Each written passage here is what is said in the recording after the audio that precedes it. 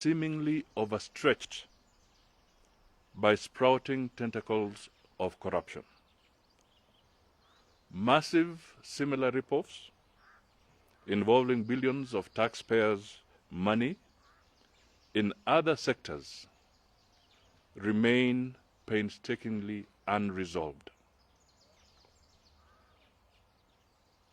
Public participation in all our affairs as a nation is a running principle set out in the Constitution. Unfortunately, traditional action by our investigative agencies do not attract public participation. Therefore, the nature of overzealous embezzlement inflicted on the health sector over time, especially the KEMSA heist now, demands that everything be done above board in the glare of the citizens and with robust public participation.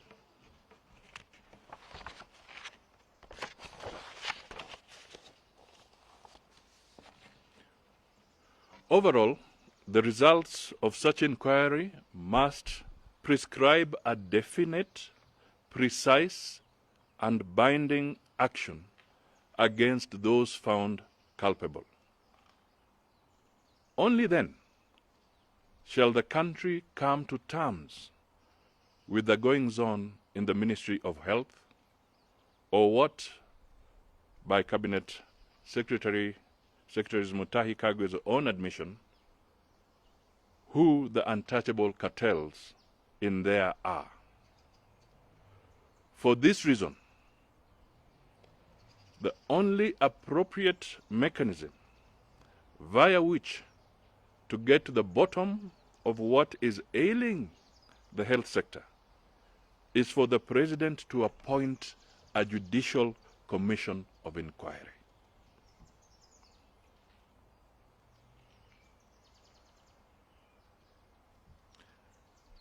I am by no way infatuated with proposing judicial commissions of inquiry whenever things get skewed.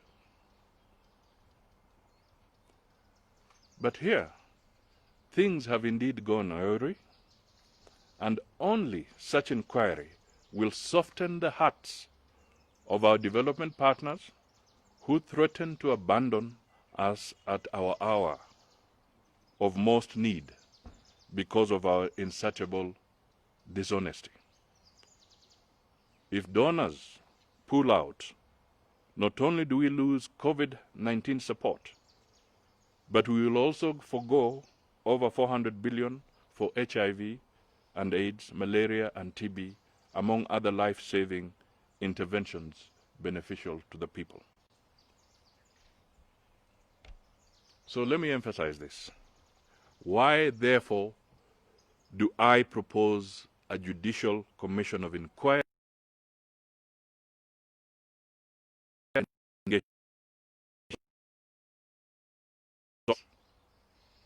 And this is a very critical component of my statement. Why a judicial commission of inquiry? First, commissioners of a judicial commission of inquiry enjoy immunity. Unlike our CID or DCI, police, or EACC, who are vulnerable to influence, threats, and blackmail by the infamous powerful cartels. So point number one, the Judicial Commission of Inquiry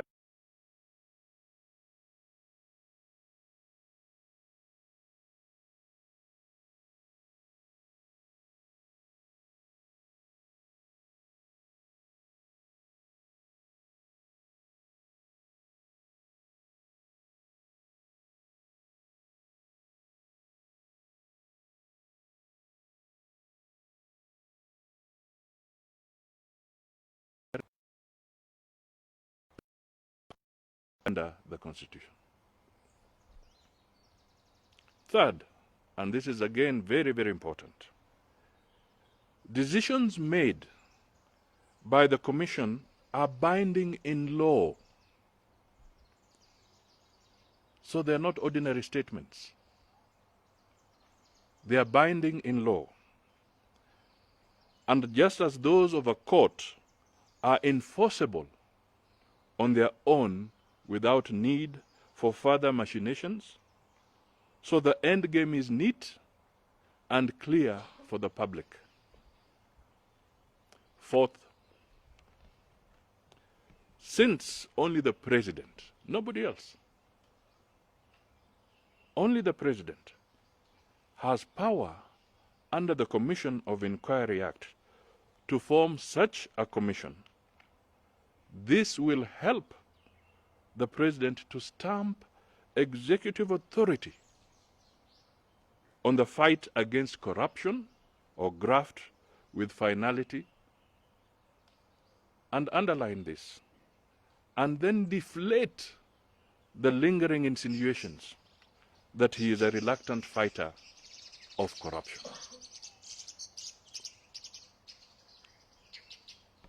COVID-19 pandemic has been with us for 5 months and still counting. This pandemic has ravaged and devastated our lives, torn our families apart, and pounded our economy with unrelenting cruelty. Kenyans are dying, others holding to dear lives in ICUs, HDUs, self-isolation facilities, and in their homes. Our medical personnel, true heroes and frontline soldiers, have not been spared.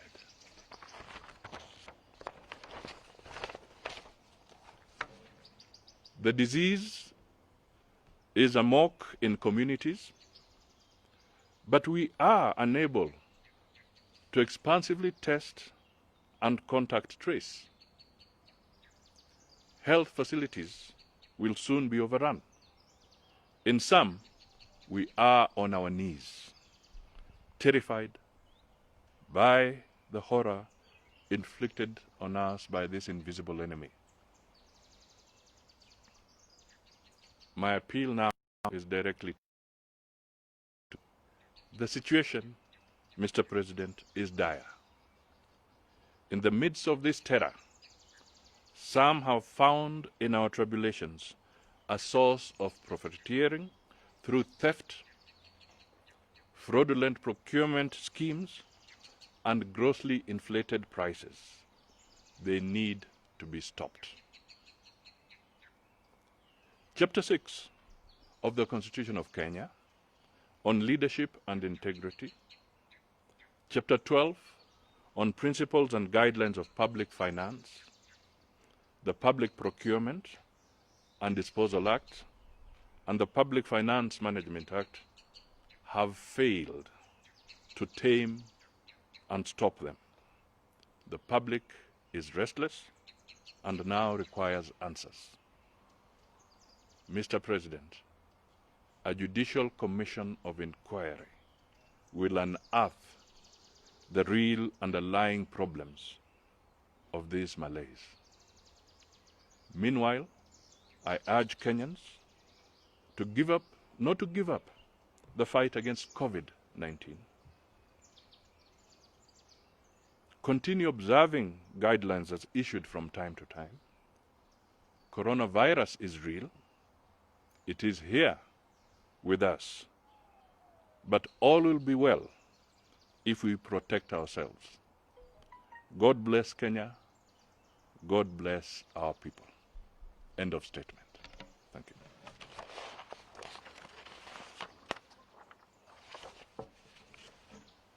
Okay. No questions? No questions are there. What now? You're proposing a judicial process and all this. But now what happens between the relationship between the president and the judiciary, because it has not been very well. It has also been noted. And also there are those who are even coming out like your partner in the NASA coalition who says that there is no problem, they see no problem in what has been going on. What would you say about that? I don't think the appointment of a judicial commission of inquiry has anything to do with any standoff that may exist around the judiciary, because there are several judges, and a judicial commission of inquiry, which falls within the domain of the president, can be put together, and he can appoint, whether it is a 3-man bench or whether it is a 2-judge bench. It's up to him, and he can do that right now if he wishes to invoke his powers. What about the sentiments by ODM? ODM seems to be actually supporting what is happening. I think I am very clear that Kenyans are restless. Kenyans want answers. It is not time to gloss over anything. Resources have been lost. And if they have not been lost, why would anyone be scared of a judicial commission of inquiry? If you believe that you have done nothing wrong, then come forward and be prepared to face a commission of inquiry in the eyes of the public. You will have the right at that point to defend yourself if you think an allegation is not correct. Let me tell you, I saw a few things about saying we wait for the audit of the Auditor General. Ladies and gentlemen, first of all, the office of the Auditor General is an independent institution.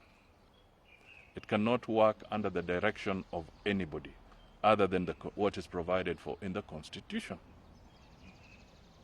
To the best of my knowledge, there's a backlog, because when the outgoing Auditor General left, it took quite some time. And indeed, there was even a backlog for him. It took quite some time for them to appoint another. And by the time this one gets to moving, they will start with where the backlog is. So that was a very cheeky way of saying that let the Auditor General do the audit first. But if they have a backlog of 2016 or 2017, 2018, that is where they will start. So by the time they come to audit these funds, if they're following the procedure, and that is what they would do, then you would be getting the report of the 2020 maybe 5 years down the line. So that was a very mischievous proposition. So it was a scapegoat. Very mischievous proposition.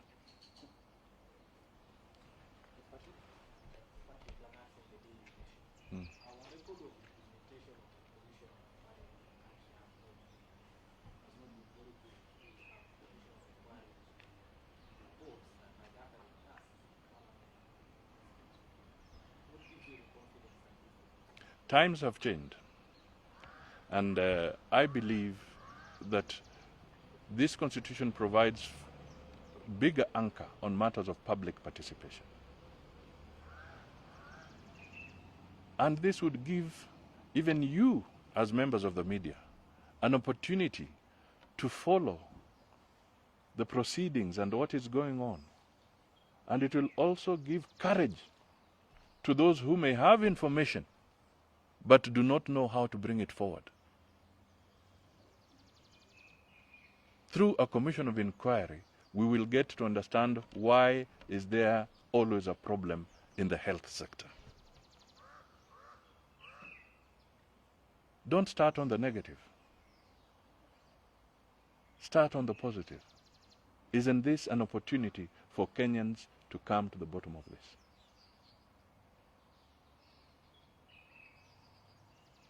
You see, if we always pick up on that, it's like me saying, or like you saying,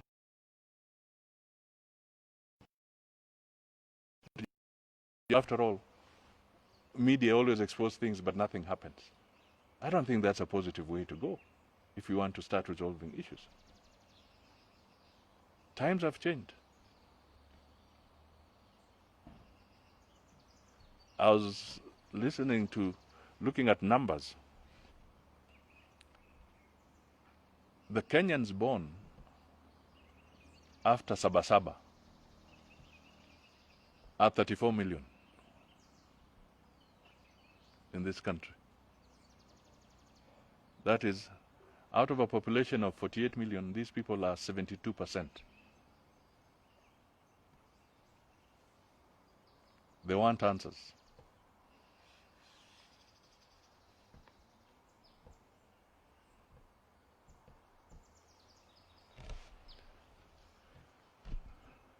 Any other?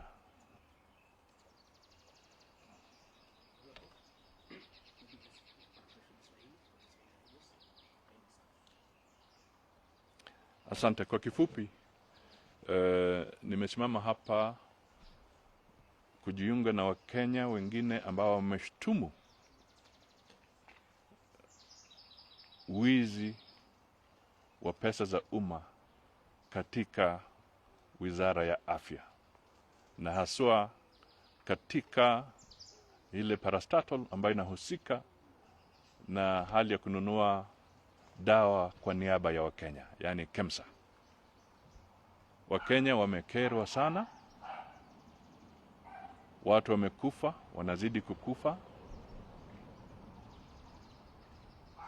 COVID imegonga maisha yetu kwa njia ya ajabu,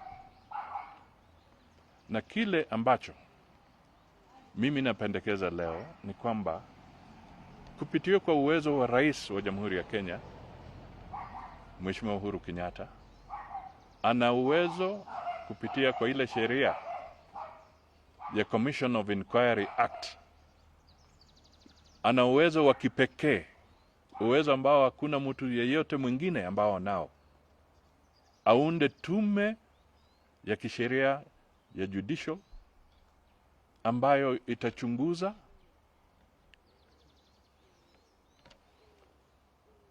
wale ambao wamehusika na ufisadi katika Wizara ya Afya, na watoe mapendekezo bila wasiwasi, bila kutishwa, ili tujue ni kina nani wamehadaa wa Kenya. Na kama mtu hana hatia, asiwe na wasiwasi kufika mbele ya tume kama hiyo. Lakini kama yeye ana hatia, basi atapatikana, ili tuondoe hali ya kutupa tu majina ya watu. Kwa sababu kwa wakati huu mara unasikia kampuni ile, jina la yule, nani yule. Sasa hujui gani ni ukweli, gani ni propaganda, na gani ni siasa ya kuchafulia wengine majina. Ikiwa tunataka tuepukane na hii tabia ya kuchafua majina ya watu na kutupa maneno kiholela holela, nafasi hii Rais wa Jamhuri ya Kenya, kwa sababu kwa ile ajenda yake 4, ajenda moja kubwa ni mambo ya afya kwa Wakenya wote. Kwa hivyo mimi ningehimiza kwamba ana nafasi nzuri ambaye anaweza unda tume hiyo, atafute kwa mahakama. Kuna majaji, yeye ndio atateua wale ambao wanaweza simamia upelelezi kama huu, ili tulete kikomo kwa wizi katika Wizara ya Health. Na ninasema hivyo nikijua kwamba kuna DCI, kuna EACC, lakini ukiunda tume, hawa wana immunity kwa kisheria. Lakini tukiwachilia tu wale wengine, pia tunajua wana shida. Tume ya kupigana na ufisadi, DCI, wana kesi chungu nzima. Kuna zile makesi walianzisha kama za Aror Dam, Kimwarer, na kesi zingine nyingi. Wana jukumu kubwa sana, kazi ni nyingi. Kwa hivyo itabidi pia rais atafute mbinu zingine, na akisema hakitaka na atoe uamuzi kama huu, anaweza pea hiyo Commission of Inquiry miezi 6 kumaliza kila kitu. Na wampatie report na yeye mwenyewe sasa atajua vile ataendelea na hiyo report. Lakini tukisema tu tutegemee upelelezi wa kawaida, ndugu na dada, wengine mtangoja miaka 5, miaka 6. Wengine hatujui ya Mungu ni nini. Wengine labda hamtakuwa hai wakati hiyo ripoti inatoka, tukifuata ule mtindo wa kawaida. Na tusipopigana na ufisadi ili watu waone kwamba it is now an expensive affair kucheza na ufisadi, tutazidi kuona watu, badala ya watu kuogopa, ndio wanapata mori zaidi ya kuendelea na ufisadi. Kwa sababu wanaona mimi naweza chezea wa Kenya, sitashikwa, sitaulizwa. Baada ya miaka 7 hiyo mambo inapotea na mwingine anaendelea. There must be a cut-off point kama wa Kenya. Na mimi ombi langu ni kwa Rais wa Jamhuri ya Kenya kwamba hii ni nafasi yake, na hakuna mwingine ambaye ana uwezo kwa kisheria, kwa katiba, bali ni yeye ndio anaweza unda tume kama hiyo. Asanteni sana.